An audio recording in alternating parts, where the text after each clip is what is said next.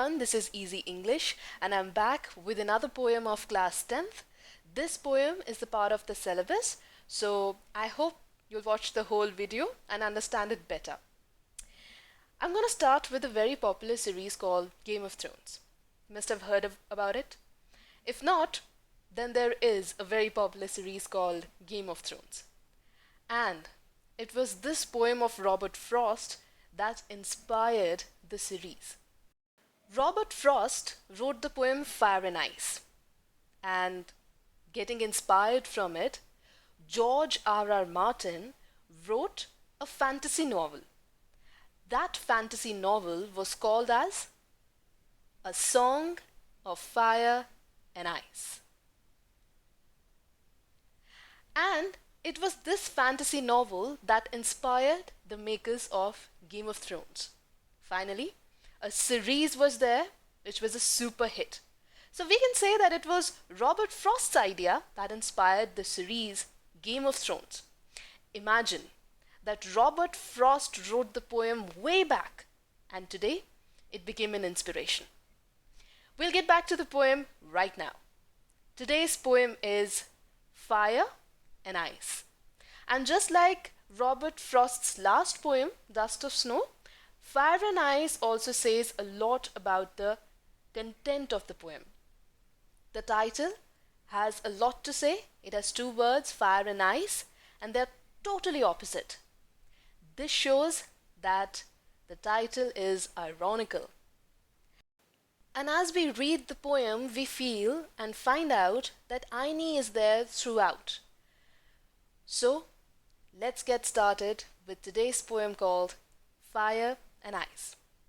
Actually, during the poem, the poet talks about two possibilities which will lead to the end of the world. Because there's a thought in literature that the world will end one day. Also, scientifically, if something happens in space or volcanoes, etc., there'll be the end of the world. But actually, more than the natural reasons, it is the humans and their vices which will lead to the end of the world. Because they are self-destructing. वाल ऐसा मैं नहीं, poet कह रहा है. तो इस poem के बारे में और भी जानते हैं because it's a very interesting poem that is based upon the reality of life, so one connects with it. There's another theory of how Robert Frost got the idea of the poem Fire and Ice. Actually, he had a word with a scientist called Harlow Shapley, and after that he wrote the poem Fire and Ice. The duo had a conversation about how the world will come to an end. So Shapley told him that it could be from the sun or from freezing cold. A year later, Shapley saw the poem published. Now, let's get to the poem sentence by sentence. Actually, when you write about the background stories of the poem, that impresses the examiners, and there's a higher possibility that you'll get more marks for it. So the poem says, some say the world will end in fire, some say in ice. Here, the poet is talking about two popular opinions that is prevalent in the world, that how this earth will come to an end. That is fire and ice. With these two lines, one feels that it may be the natural causes including wildfires or volcanoes or a lot of snow or freezing temperatures which will make the place inhabitable. But these sentences have a deeper meaning and we will understand them with the next two lines. That's the beauty of Robert Frost's poems. They're simple, they're direct, yet they have deep meanings. Further he writes, from what I've tasted of desire, I hold with those who favor fire. Now with these two lines, he's actually getting into the deeper meaning. He's now telling the real meaning of fire.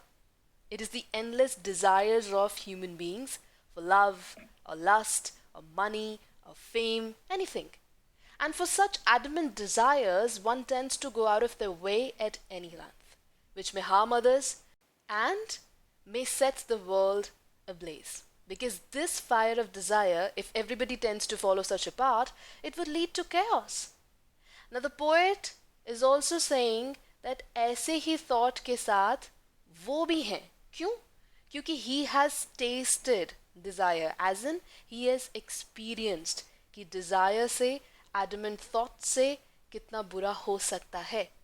That it would be fire that would end the world because he has had some experience of it. Further he writes, but if it had to perish twice, यहाँ पे twice बहुत important है. I think I know enough of hate. Now the poet is talking about the second thought that is prevalent and that says that the world will end this way.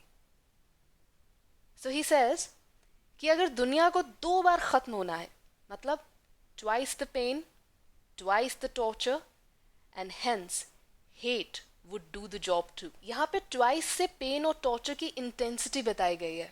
और दूसरी तरफ है hate, which is mean, which is cold, which is piercing, and that's why hate is being compared with ice. The poet very intelligently uses the word ice because hate is a silent killer, which would slowly end the world, unlike fire. Fire would lead to an instant destruction, but ice, that is hate, will be a silent killer, it will be a slow killer, and hence twice the torture, twice the pain. See how poet has again gone to a second thought, which is completely opposite to the first. And that's how you get the feeling of irony. Moving along, to say that for destruction, ice is also great and would suffice.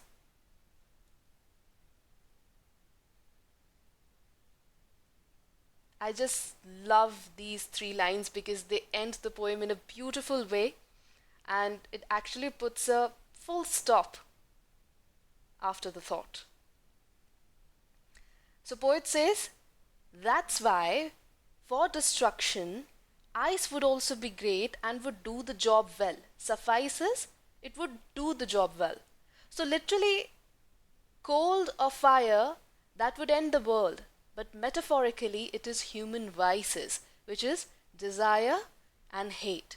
So cold, that means ice, that means hate, and fire, that means something very violent and would end the world in a jiffy, that is desire.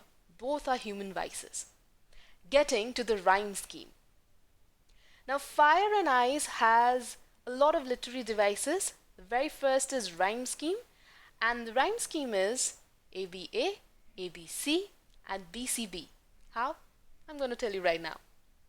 So if you see the last words of all the sentences, you will find the rhyme scheme. In the first, we have fire, ice, desire. Then we have fire, twice, and hate. In the end, we have ice, great, and suffice. So fire is one sound, and ice is another kind of sound. Desire is similar to fire, but hate is a third kind of sound.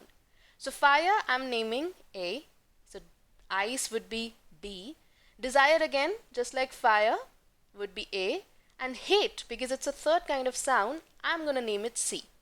So it is ABA, desire and fire. Fire again, so A. Twice is ice, so B. Hate is a new word, C. Ice again, twice, B. Great is hate, so C. And suffice is ice, so B. So it's ABA, ABC, and BCB. This is the most easy way to find out a rhyme scheme in any poem that you face. Next is assonance. Assonance is repetition of vowel sounds in the same line. The repetition is at different places in different words, but it is in the same line. So I will give you an example from the poem so that you get the meaning, the idea of it. The long sound of O in the line I hold with those who favor fire. Now in this line we have O, O, O, and O. So this is the long sound of O, and O is a vowel. That's why this is assonance. Clear? Third literary device we have is alliteration. What is alliteration? Alliteration is the repetition of a consonant sound at the start of two or more closely placed words. Now that's the difference between assonance and alliteration. Okay.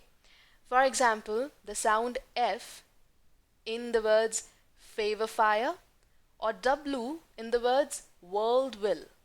Right. Now these are consonants and are in the beginning of the words. That's why this is alliteration. Next we have imagery. Now imagery is used to make readers perceive things involving their five senses. So you tend to imagine, you tend to start thinking about the situations because the poet or the writer, the author has used imagery words or the words which force you to think. For example, some say the world will end in fire. Now in this sentence, the poet is using the word fire, and as soon as he writes fire, you tend to think of the fire. So that's an image that pops in your head. That's why imagery is one of the literary devices in the poem. So fire is a word that is creating imagery here. Similarly, ice, that is also creating imagery. So ice is also a part of the literary device imagery because you tend to think of ice as soon as you read it. Next we have anaphora. Anaphora is the repetition of a word or expression at the start of two or more consecutive lines. For example, the words some say are repeated at the start of lines 1 and 2. That's why we have anaphora also as a part of literary device of the poem. Next is personification. Personification is to give human qualities to inanimate objects. In this poem we have ice and fire, and these are compared to hate and desire. Thus, the poet is personifying fire and ice by giving them mind and power to destroy everything. So whenever a writer compares words which are inanimate to human qualities, that's called personification. Just like here, ice, fire, because they've been given power and mind to destroy the world. That is personification. So in this poem we have personification also. Another literary device is enjambment. So what is enjambment? Enjambment is defined as the thought or clause that does not come to an end at the line break. Rather, it moves over to the next line. For example, from what I have tasted of desire, I hold with those who favor fire. Now in these two lines, the thought is the same. The sentence is continuing, but it goes to the next line. And that is why this is enjambment. He says, from what I've tasted of desire. So here the thought does not end and there is no punctuation mark and he goes to the next line. That's enjambment.